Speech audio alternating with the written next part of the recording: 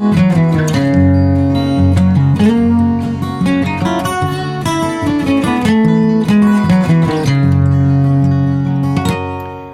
everybody. For this video, we thought we'd do something a little different here at Rubber Mold Man. From time to time I have folks that contact us just wondering how we got into this business and what our family history is, so I thought I'd just share with you a little brief history of our family and this business. It started many years ago back in the 60s. My parents were never U.S. citizens. I'm a son of immigrants.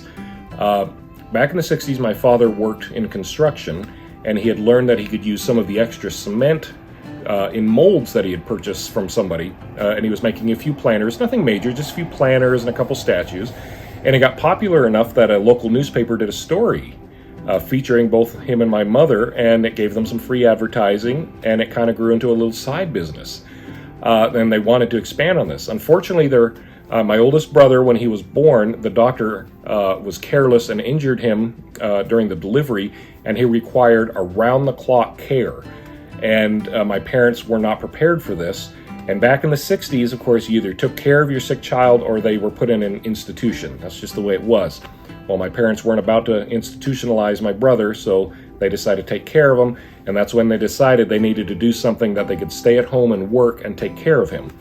They ended up traveling through several different countries trying to figure out where they wanted to be. They went from Canada to Mexico, and then at one point, as they were traveling through the middle of the U.S. with no intention of staying in the U.S., they were on old Route 66, historic Route 66, and they stopped at a little roadside gas station. My dad went inside and within 15 minutes made a handshake deal with the old woman that owned the place that he would take it over from her because her husband had died recently and she just wanted out. And my dad figured right along Route 66, this is a perfect place to set up shop and sell statues. And sure enough, within a couple years, they had a little shop set up there, and that they were already getting people driving on Route 66 that would pull over, make a purchase, and move on their way.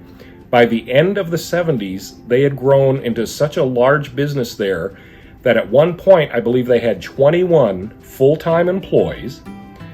They were open 7 days a week, which is just crazy when I think back about it, but I grew up in that. That's what I was used to. Every day we just got up, went down, opened up shop. We had a factory for producing our statuary. Of course, during the late 70s and early 80s, if you're around during those times, ceramics were a huge deal. So my parents actually had 2 buildings that were used just for manufacturing ceramics. They had 5 industrial kilns, 2 gift shops that were just for ceramics.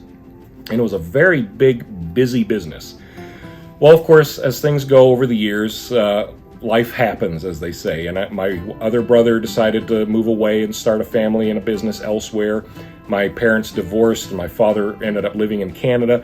So for a few years, it was just me, my mom, and my disabled brother. And things were getting a little harder for us because we didn't have the extra help from the family. Route 66 by this point, of course, was history. And they put in a big interstate with big fences so people could no longer just pull off the side of the road. They had to go down to an exit several miles away to come back to us, so that really hurt business. So we tried branching out, trying new things. Now, over the years, my family, because we made so much statuary, we learned how to make our own molds.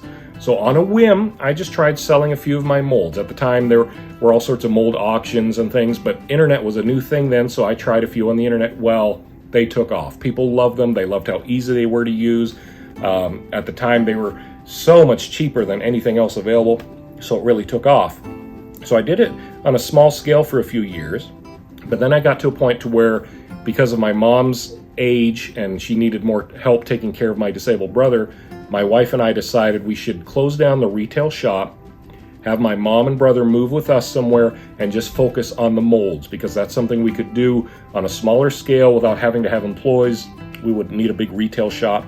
And so that's basically how Rubber Mold Man came to be. Now, my other brother had actually done kind of the same thing with his family, started making molds and that. And unfortunately, he passed away a few years ago.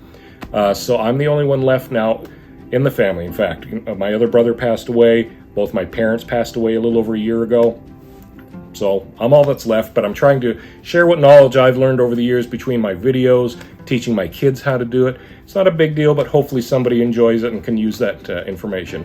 That's really the history of my family, how it got to be, nothing fancy. I still make statuary. I love making the statuary. I just don't do it on a big scale like I used to. I don't have a retail shop. I focus mostly on the molds because that's really a full-time job for us. So hope you enjoyed this little look into my family's history, and until next time, see you soon.